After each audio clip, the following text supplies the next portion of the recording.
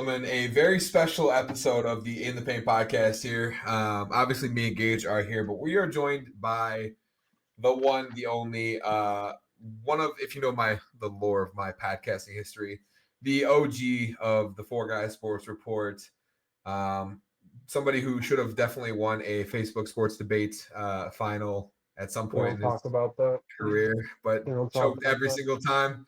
That's not true. And a chronic Derrick Rose lover who somehow thinks he should be in the Hall of Fame, even though he's vastly overrated. Hold on, don't step on it. Don't step on it. Big Mike in the building. Mike, how you doing, baby? I'm doing all right, guys. I just want to say it's great to be here. I'm happy to be here. Happy to be watching you guys embark on this journey. I've listened to a couple podcasts, and there's just some things I feel like I needed to get off my chest. So I appreciate you giving me this platform to do so. And if anybody's watching, getting busy for me walking around, I got a toddler and a baby in the bath with their mom right now. So I'm just trying to get prepared. But yeah, if you want me to get into it, we can just get right into it. Go ahead. You said you had 3 takes. One was mild and then spicy and then hot, right? Yeah, I think I'll start with the mild one. I do believe Derrick Rose is a Hall of Famer for multiple reasons. And I think the first one and the most important one is the fact that he is the youngest MVP winner of all time. And I don't believe that record will ever be broken. If Wemby wins MVP next year, he still won't break that record. Secondly, the longevity after the injuries. His big knock for not being in the Hall of Fame is because of his injuries. If you had to guess, how long was Derrick Rose's NBA career? How many years? It was like 12 or 13, if I'm not mistaken, right? Gage, how many? 9, 10. 15. 15! Damn. He had that 50 ball in Minnesota 7 years after his injury. So I think... And cried on national television afterwards. Absolutely. You're a Kobe guy. You love emotion and stuff like that. I do, 100%. I'm not. That sounded like a knock, and it wasn't. I'm totally sure. That was a big thing. That was a big thing for Derrick Rose fans and supporters. So I think that speaks to the longevity that he's able to do something like that. 7 years after the injury, completely changed his game, was able to adjust and stay in the league. And I also think just off of popularity, I mean, we know the NBA Hall of Fame is a popularity contest at its core. Yep. His shoes, I had a couple pairs. They weren't the best. Overrated. But they still sold like crazy. Yeah. The popularity in China, which is a big thing. Yes. That's huge for him. And yeah. So I think that might not be first ballot, but he could be second ballot. And I'll open the floor to rebuttals if you guys want. So just so we're clear, the debate here is whether Derrick Rose is a Hall of Famer. Yes. Gage, I'll let you go ahead. No, you go first. I'm still thinking of how to answer this. Okay, so here's what I'll say. And Mike, you know I love you. Mm-hmm. You know I love you. I think when the NBA runs out of like good options for that year, he'll be one of the pity players that is inducted into the Hall of Fame. That is not me saying that I don't think he's a Hall of Famer. I give you crap all the time. We text back and forth, and I tell you just randomly, I'd be like, hey, Derrick Rose is in the Hall of Famer. Mm-hmm. If I have to come up with an argument, right? Dwight Howard should have been MVP that year. You know, we go back and forth on that all the time. Yeah. My question to you is: do you think that if Derrick Rose didn't get hurt, he would have had another MVP season and/or championship in Chicago? Yes, 100%. You think so? 100%. He was 22 years old when he won MVP, and was the entire offense. You can count Carlos Boozer if you want. I do in this argument. And he led them to the Eastern Conference Finals. He just ran into the buzzsaw that was prime LeBron and the Miami Heat. So was Derrick Rose ever the most valuable player in the NBA, like actually? I think so, yeah. Yeah. That year he won MVP. He was the most valuable player to his team. Without him, that team is Carlos Boozer and Luol Deng averaging 20, and they lose about 50 games. Shout out Luol Deng, worst contract ever in Lakers history. Anyways, I love him. maybe Timothy Mozgov, but Same summer, actually. yeah, stupid ass signings. Y'all were Anyways, crazy. um, Gage, go ahead, and then I'll finish up with my take on this. I agree with what Mike was saying. Thank you, Gage. You think he's I a think Hall the of Hall of Famer? Fame. Yeah. Okay, just so we're clear, I do think he's gonna get in the Hall of Fame. Like I said, he'll get in at least Youngest at some point. MVP. They're gonna That use alone. that. I don't think it'll be first ballot. I could be shocked, and if it is, I'm here for it because it's a feel good story. Mike, did you cry that night he dropped 50? I did not, but I was close to tears watching the post game interview. I'll admit that. Little emotional. A little bit, a Sure. little tear crept in there. Yeah. Sure. I can hear that. I can feel that. Yeah. I want to say he's not, but at the end of the day, I agree. So I'm just gonna move on to the next take for your sake. All So right. is this like some beef that goes like all the way back? Oh, dude, we talk about this all the like. There'll be days where I'm bored and I just want to stir up some stuff. And I'll text Mike, be like, Derrick Rose is overrated, right? Yeah. I fall for the bait every time. No one. Every single time. Yeah, it's bad. Here, give me like 2 seconds, real quick. I gotta check something. Sure. Real quick, Gage. There is a lot of lore between me and Mike when it comes to talking on podcasts and about sports. Mike's actually a big WWE fan too, which a lot of people don't know about. I wish he would, if he would take a portion of the things that this man thinks about on a daily basis, sports wise or content wise, and post it on the internet, he'd be famous on some platform. I don't know what it would be, whether it be like Reddit or Twitter or something, but he would have a ton of followers if he ever actually like applied that knowledge to something. I wish he did. I don't think he ever will, sadly, but maybe one day. But yes, there are many days where I will text Mike out of the blue and be like, "Hey, Derrick Rose was not a good player, right?" And yeah, falls for it every single time. We All good? right, so here's the thing. Okay. I gotta get my baby out, get her dressed. Sure. When I come back, I'm just gonna go straight to the spicy take because it's one of my favorites, and I just want to see you react to it. So I'll be right back. Sounds good. Okay. Gage, what's the hottest take that you've heard recently, NBA wise or college wise? Actually, I have a question. How do you feel about the transfer portal? Actually, no, I got a better question. Okay. What are your thoughts on the NIL deals for high school players? Oh, dude, it's gonna ruin high school basketball. Once I saw that on the internet, I was like, it is going to ruin high school basketball because small towns like the one that you played for are going to cease to exist as terms of like having an actual way to.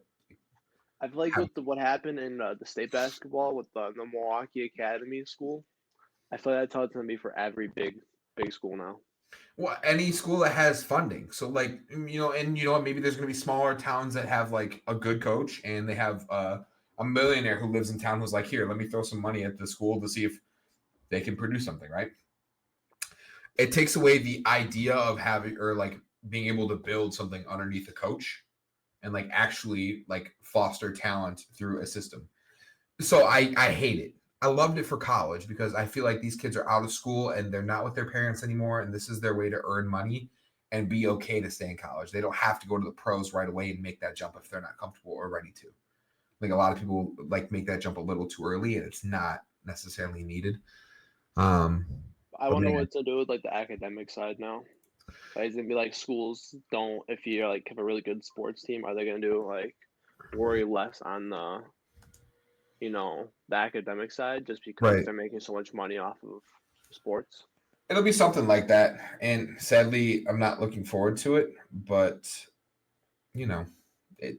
everything's going to change.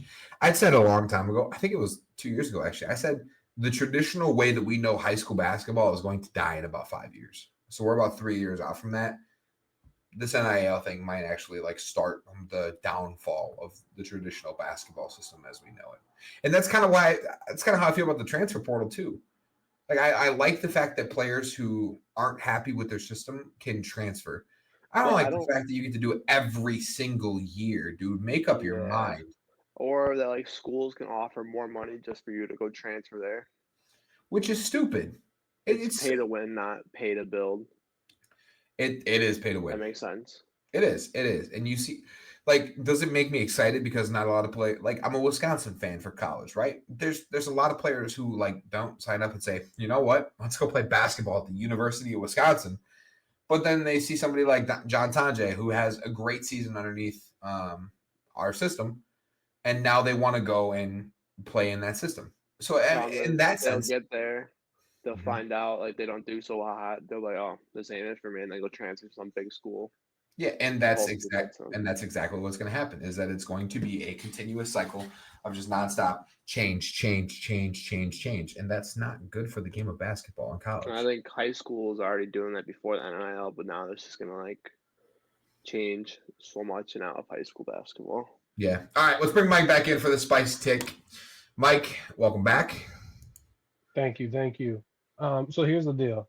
Yeah. I am actually going to have to run, but I want to leave you with my spicy take because I want you guys to talk about this because I do feel like it is a fair argument, a very fair argument if you take the time, think it out. Okay. Where would you say the game is right now, like talent-wise? The best it's ever been. Best it's ever been. How many players would you take before you would take Kobe Bryant? Because I would take 5. So basically what you're saying, are we dropping prime Kobe or like rookie Kobe in today's game?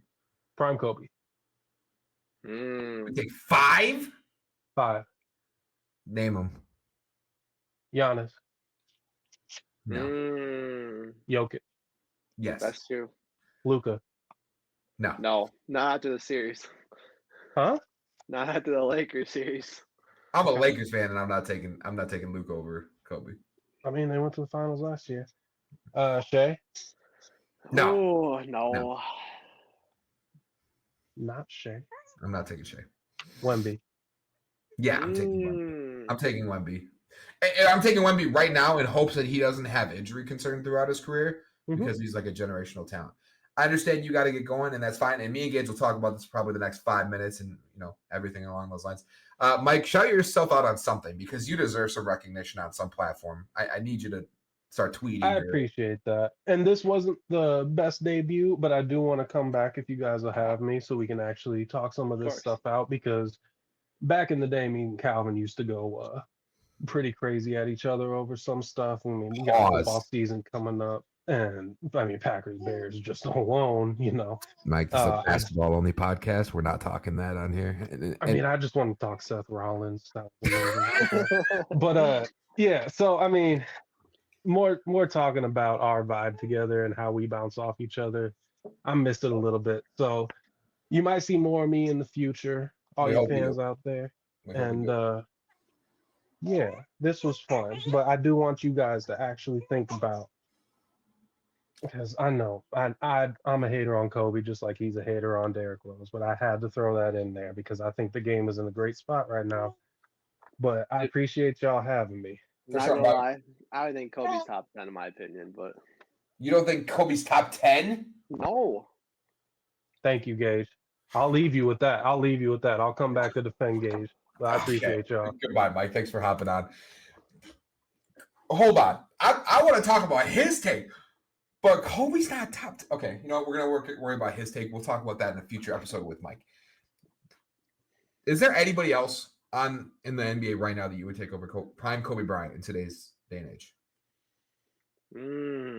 Are you taking Jason Tatum over prime Kobe Bryant? I think I'm taking KD. Right now? Now, if we're talking about, are we talking about prime or like? We're talking right now. Now, I'm taking Anthony Edwards. Okay, we'll push on that one. They're like, I won't say they're the same player, but they're damn similar. Yeah, they are very close. They're damn similar. Besides that, that's all. Let me see. The claw is irrelevant right now, just because of injuries. Correct. Steph is old. LeBron is getting there. Luka doesn't play defense. I disagree with the Giannis over Kobe. I really do. I am taking him because like that's a pure dominant force. It's like Jokic. But he can't shoot threes. It's physicality, though. Like, Yeah. I'm sorry. Like, I love Giannis. I have a Giannis jersey for a reason. I'm not taking Giannis over a prime Kobe Bryant. There's a 0% chance you ever get me to say that statement. Even all time. I think Kobe is probably a top 3, top 4 player all time. But we obviously will have disagreements on that in a future episode. I just don't see how you can. Shea is not better than Kobe. Defensively, Shea doesn't really play defense that well. Is he long and gets steals? Yes. Wemby, that's a futuristic look. Like, we're not sure what he actually will be. So, I mean, he's stuff he's doing already right now. I mean, it's generation. I mean, he led the league in blocks, and he only played like 3/5. He didn't play half the season, and he was already like triple the amount of blocks. I would agree with that. That is a very valid point. Jokic, I'm not going to disagree with.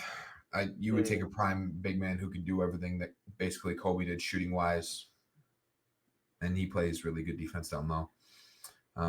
He's a unicorn in today's NBA, that's for sure. Besides that, though, I'm taking prime Kobe Bryant. I don't think 5. I agree with Mike on those. 5 players? Yeah. So you're taking Giannis. Yeah. Anthony Edwards. Jokic. And who else? You're not taking Shea. No. You're not taking Luka. I'll take Tatum. Okay, we're done with this episode. This is the most blasphemous shit I've ever seen. You're not taking Jason Tatum over prime Kobe Bryant. Dude, they play like the same player. No, they don't. What do you mean they don't? Jason Tatum doesn't play defense like Kobe did. We're not doing that. That's just disrespectful. Jason Tatum's not even. I'm sorry. The game is developing more and more. You're 100% right. I'm the one who said it. It's the best talent-wise it's ever been. You drop prime Kobe into this NBA, give him one offseason, I guarantee you I'm taking Kobe Bryant over everybody. Then you just don't know ball. You drop into you drop into the I hoop sometimes category. That's where you're at. There's 4 categories of basketball, Gage. There's getting into ball, right? There's I hoop sometimes. There's I'm a certified bucket, and then there's do you even know who Luke, Richard, and Bob Mute is? Okay. Yeah. I'm sorry, you can't get off Kobe's dick. Okay. Really? You just compared him to your favorite player and said they played the same way. What they do, they both play hard on defense. Okay, so then you're saying that Jason Tatum is equivalent to Anthony Edwards. Yes. Now you're lying. Superstar talent, plays defense, can do whatever you need on the court at any time.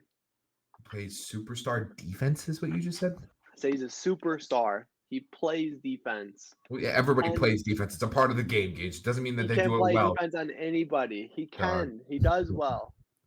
Okay, let's make the same argument with Michael Jordan then. If you're dropping a prime Michael Jordan in today's NBA, how many players are taking above him? 5? Michael Jordan's like your average player.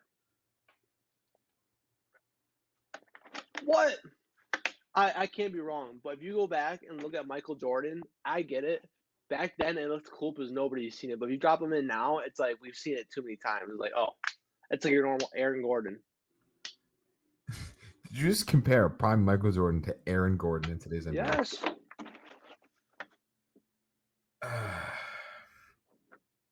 Okay, well, Mike texted me 2 things. We're going to wrap this up because we have some other things to film as well. But Mike texted me and said, tell stream that my daughter pooped in the bath. Forgot to mention that's the reason that I had to dip. He also said, Gage, a word of advice from one man to another, use protection. So that is the advice from Big Mike Mocha Ginobili. Love having him on. Can't wait for him to be on the next one. Yeah. Blasphemous takes, though. Derrick Rose is not a Hall of Famer. He shouldn't even sniff it. That's crazy. No, he shouldn't. He's just terrible. He might be the worst player to ever even talk about the Hall of Fame of all time. Like, people will say, like, this player deserves to be in the Hall of Fame. Derrick Rose is not one of them. He's just terrible. Anyways, we're out of here. See you later. Wow. Thanks for coming. Make sure you stay in the paint. I'm kidding, Mike. I love you. Don't fucking come for Kobe next time. Bye.